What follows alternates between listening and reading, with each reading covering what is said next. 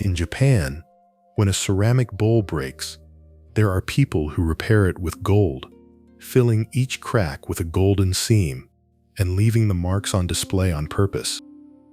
The mended piece doesn't try to hide that it was once broken.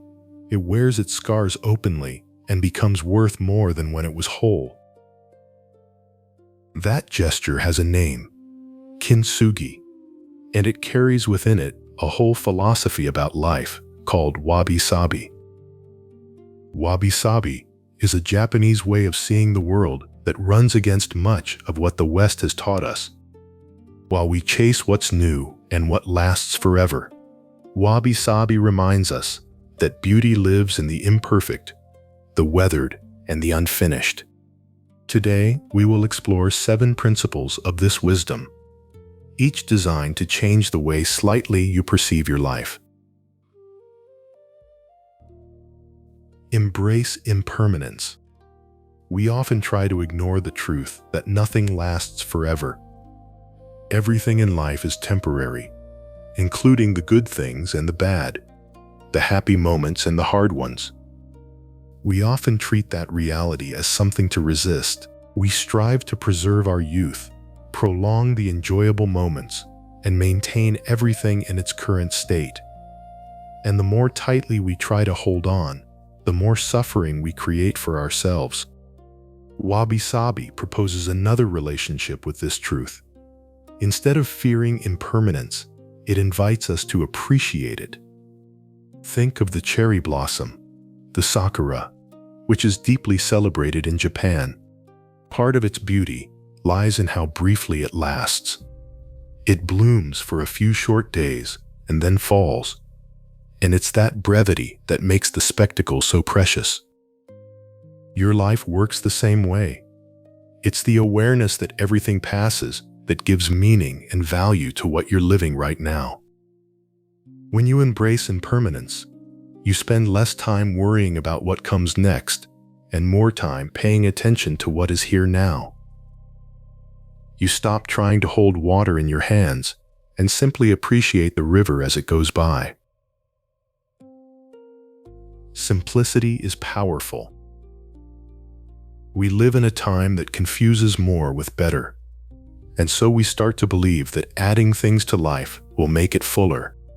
We collect more objects, take on more commitments, and stay connected to more stimulation because it feels like progress.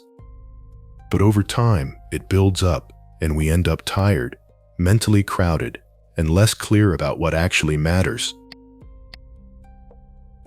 Wabi-Sabi points in a different direction and shows that there's a quiet strength in simplicity. Notice how you feel in a clean, bare room, with a few things, each one in its place. Compare it to the feeling of being in a crammed room, full of junk on every side. A simple space calms you, because when things around you are disordered, that disorder often starts to show up inside your mind too. The simplicity of Wabi-Sabi is an invitation to remove what's unnecessary so you can see the beauty of what remains. Life often becomes clearer when less is competing for your attention. Having more doesn't improve your life. It's usually when you have less, but choose it with intention, that life feels clearer and more peaceful. Authenticity over perfection. We live surrounded by things that are too perfect. Mass-produced products, all identical, without a scratch. Furniture that looks exactly the same in every home. Materials designed to hide every sign of age and use. But when everything looks perfect, it often loses its character. Wabi-Sabi values the opposite. It appreciates the marks of time, the signs of use, and the small imperfections that make an object feel real and human. Think of the difference between a bowl made by a machine, perfectly symmetrical, and a bowl shaped by hand by a craftsman, with its small irregularities. The machine-made one is perfect, but the handmade one is more meaningful because it bears the creator's mark. The small imperfections aren't defects, they're the signature of humanity inside. They're proof that the thing was made by someone and not simply produced by a machine. And with people, it's exactly the same. We don't truly connect with someone who seems perfect because perfection creates distance. It intimidates, and it gives us very little to relate to. We connect with someone who's real, with someone who shows their flaws, doubts, and scars. Being authentic is more valuable than being perfect because it's authenticity and not perfection that brings people close. So stop trying to polish yourself until you become something artificial. Your human touch, with all its irregularities, is precisely what makes you someone worth being around. Appreciate aging. We were taught to fear aging and to treat every sign of time as something that needs to be fixed, hidden, or reversed. Gray hair gets dyed, wrinkles are seen as flaws, and growing older is often talked about as a problem to solve. But Wabi-Sabi offers a different way of seeing it. Time leaves marks on everything. It changes the face, the body, the way we move, and even the way we see the world. Yet those changes are not separate from life. They are life. The years shape us through experiences, relationships, mistakes, losses, and moments of joy. And all of that becomes part of who we are. Wabi-Sabi recognizes beauty in what has been lived through rather than in what remains untouched. A face with lines carries a history that a younger face has not had time to develop. Wabi-Sabi invites us to see aging as a natural part of being human. There is a quiet dignity in allowing time to leave its mark, and in carrying your years without shame, knowing that every one of them became part of the person you are today. Practice humility. Wabi-Sabi appreciates a quieter kind of beauty, not the kind that immediately grabs your attention, but the kind that reveals itself gradually. It has no need to prove its value, because its worth does not depend on recognition. We are surrounded by products, spaces, and experiences created to grab attention as quickly as possible. Bigger, brighter, louder, newer. The assumption is that value must be visible immediately. Wabi-Sabi takes a different approach. It allows beauty to reveal itself slowly. Some people feel the need to fill every conversation, display every achievement, or constantly prove their importance. Others move through life more quietly. They listen more than they speak. They do their work well without needing recognition for every effort. Their presence is often felt more than it is announced.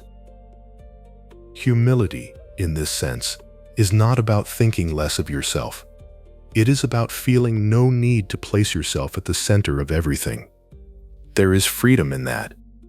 When you stop trying to be noticed all the time, you can focus more on what you are doing, the people around you, and the life that is actually unfolding in front of you. Appreciate the incomplete. We've reached the last principle, and it may be the most freeing of them all. Many of us live with the feeling that happiness is waiting somewhere ahead. When I complete this project, achieve that goal, or when everything finally aligns, I will be able to relax and enjoy life. And while we wait, life keeps moving. Wabi-Sabi reminds us of a simple truth. Nothing is ever completely finished. Everything is in process, changing, growing, and becoming something else. And instead of treating that as a problem, it invites us to appreciate life exactly as it is, unfinished. The beauty isn't found only at the destination. It's also found in the path itself. It's in the garden, which keeps changing with the seasons. It's in the skill that continues developing year after year. It's in the person you're still becoming. So stop waiting for life to become perfect before you allow yourself to live it. That moment never really arrives because life doesn't work that way. What exists is this moment right now, imperfect, unfinished, and still unfolding. And it is already worthy of your attention.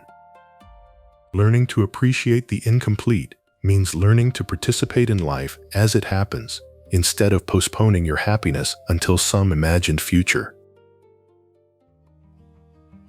Wabi-Sabi, deep down, isn't really about ceramics or even about Japan.